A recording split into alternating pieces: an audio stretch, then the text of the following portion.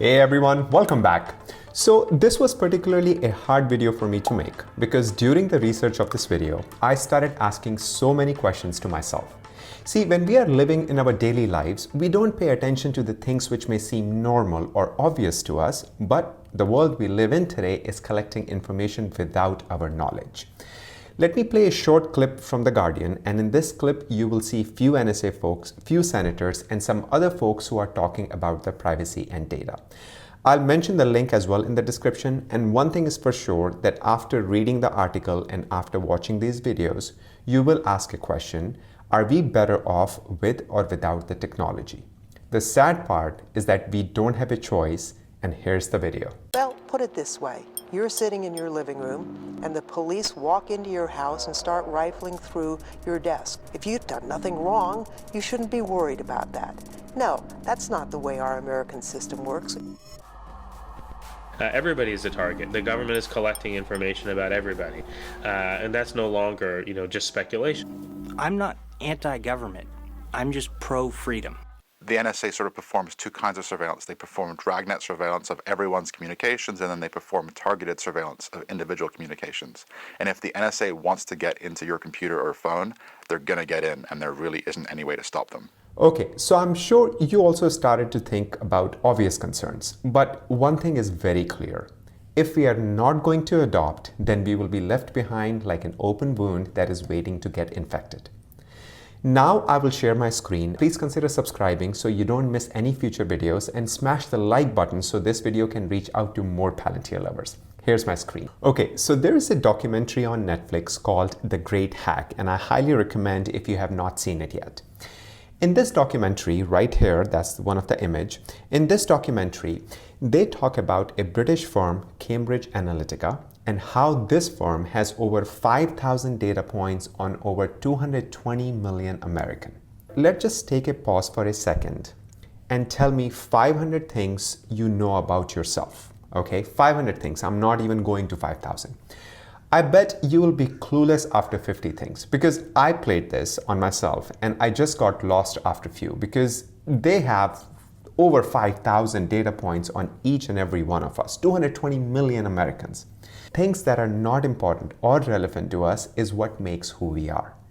Now, companies like that are harvesting our data, the good, the bad, the ugly, and you know that we all live in the same society. So when companies like Palantir steps in and combine these data points into actionable intelligence, some people call it spying. So we all know the next world war will be in cyber, and there is no denying that, and we have seen from the recent pipeline attack and so many other things that's happening. And that is why from CIA to FBI to Microsoft to Google, everyone is running after data and how to predict the future, just like this article that FBI basically analyzes 6 steps for predicting people's behavior.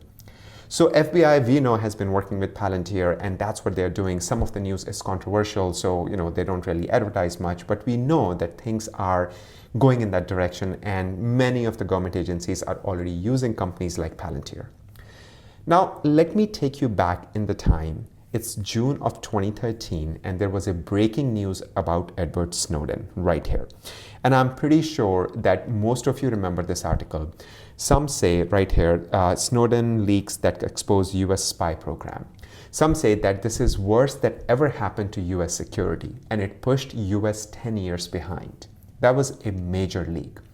But very few know that Palantir was in the middle of that.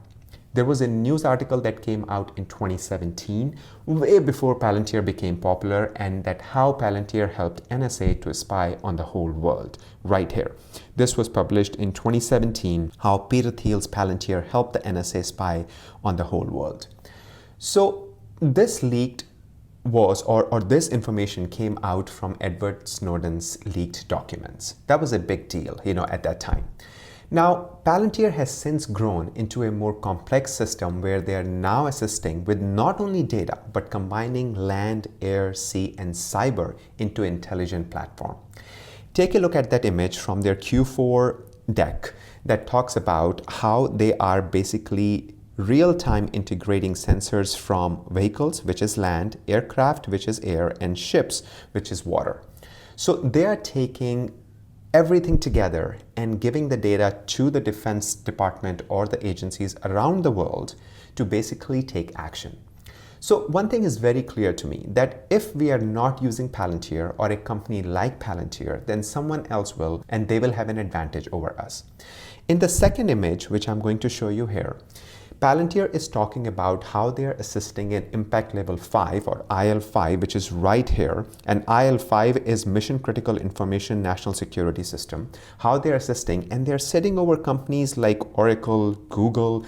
I mean, this is big deal. And on top, they're actually going to be providing IL6, which is next level intelligence. On third image that I'm going to show you on your screen, this is of course from their Q4 deck, tells us that they are becoming first company to combine different data sets into actionable intelligence. So it doesn't matter if it's AWS or Microsoft or Google who will win the big and the famous JEDI contract, which was recently canceled over Microsoft and AWS fight, which is right here. Pentagon cancels $10 billion JEDI cloud contract that Amazon and Microsoft were fighting over. Regardless of who wins the contract, Palantir has secured a space because they are already working with so many other Defense Department, so many other government agencies to assist the government into not only this contract, but of course on many other contracts.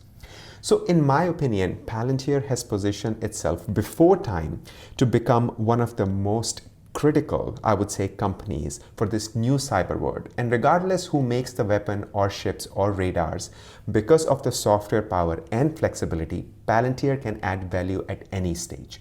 Look what happened with Boeing. They ended up contracting with Palantir for their 737s. So by doing this research and reading more about the deployment capabilities, I feel that Palantir is becoming one of the most advanced and much needed weapon for defense. I hope I was able to provide you some value. If you get anything out of the video, please smash the like button and consider subscribing for future videos. Love you all and thank you so much for watching. Until next time, you all have a sparkling day.